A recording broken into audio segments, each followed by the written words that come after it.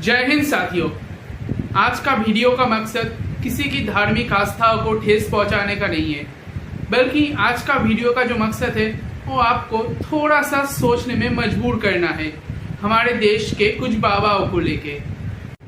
तो चलिए सफर शुरू करते हैं इन बाबाओं को कहानी को लेके।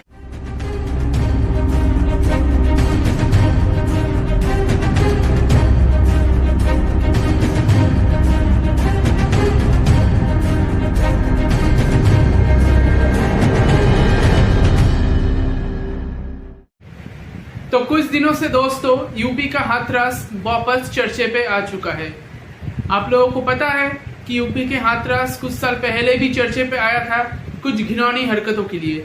तो इस बार वापस यूपी के हाथरस फिर से सबके चर्चे में है, पर इस बार जिसको इसका श्रेय मिलता है वो है भोले बाबा। नहीं, इस वाले भोले बाबा नहीं, ये वाले भोले बाबा। तो इस भोले बाबा द्वारा आयोजित किया गया एक सत्संग में मिसमैनेजमेंट के चलते 121 लोगों की मौत हो गई। इस 121 लोगों में औरतें और बच्चे भी शामिल हैं। बहुत सारे लोग जख्मी हैं। जो लोग इनके सत्संग में जाके मृत्यु की प्राप्ति कर चुके हैं, हम लोग उसके लिए, उनके आत्माओं के लिए शांति कामना करते हैं। बाकी सरकार ने भी जिन लोगों की मौत हुआ है उनके परिवार के लिए एक कॉम्पेंसेशन का घोषणा किया है। वैसे सरकार तो शहीद अग्निवीर को भी कॉम्पेंसेशन देने की बात करता था। चलिए छोड़िए, वो दूसरा टॉपिक है, उसके बारे में फिर कभी बात करेंगे।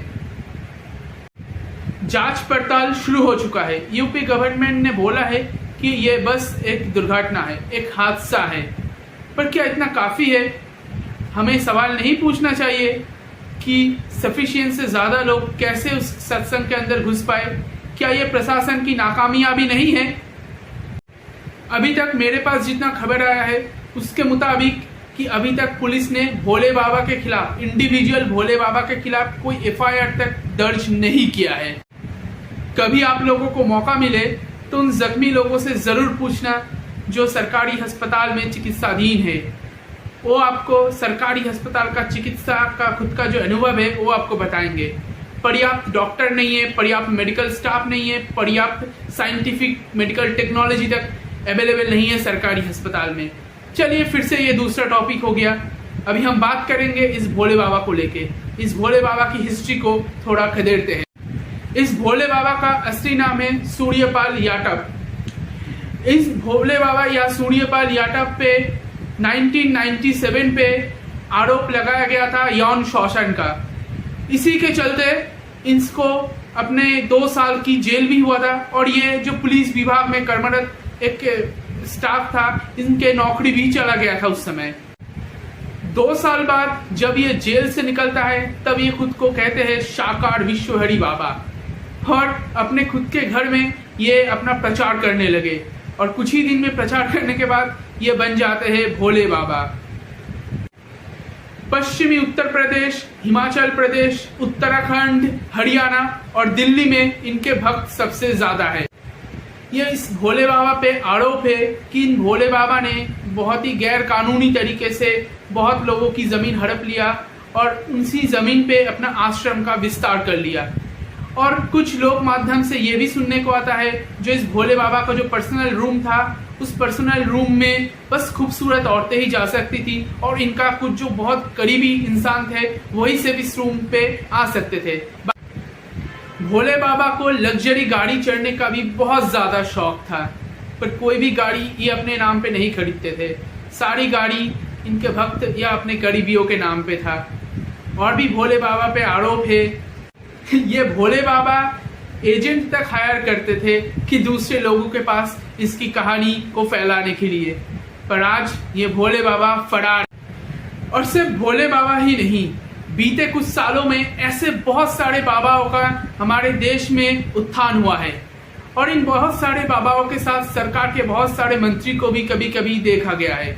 आपको याद होगा बाबा राम रहीम के बारे में, जो बहुत सारे घिनौने हरकतों के वजह से लाइफ टाइम जेल में सड़ने का जिसको सजा मिला था।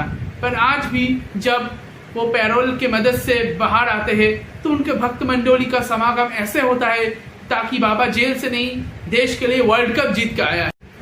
मेरा पर्सनल ओपिनियन है दोस्तों कि बिना कोई पॉलिटिकल इन्फ्लुएंस से कोई भी बाबा या कोई भी व्यक्ति इतना बड़ा साम्राज्य नहीं बना सकता है।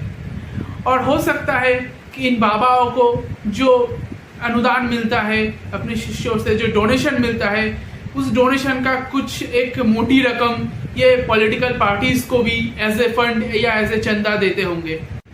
2014 में लोकसभा से पहले रविशंकर और बाबा रामदेव ने भी इनडायरेक्टली एक पॉलिटिकल पार्टी की फेवर में प्रचार किया था।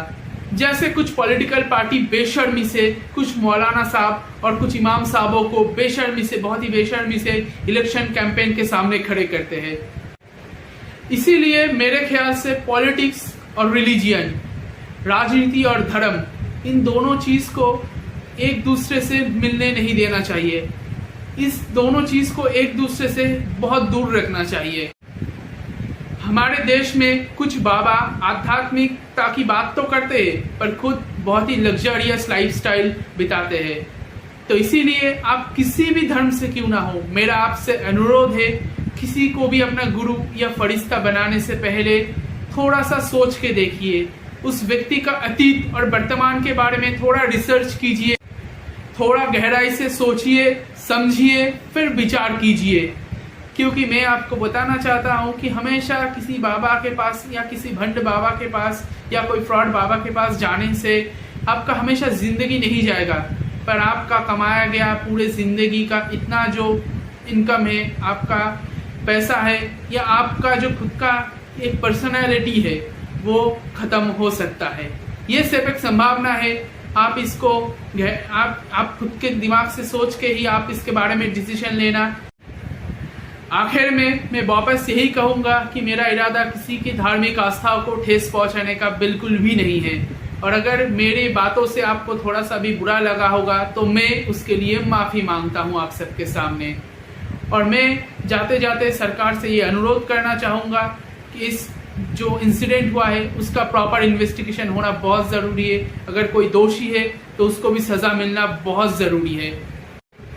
आपको अगर ये वीडियो पसंद आए दोस्तों तो मेरे इस वीडियो को लाइक ज़रूर कर देना, मेरे इस वीडियो को अपने करीबियों के साथ शेयर ज़रूर कर देना और मुझे सपोर्ट करने के लिए मेरे इस चैनल को सब्सक्राइब ज़रूर कर लेना।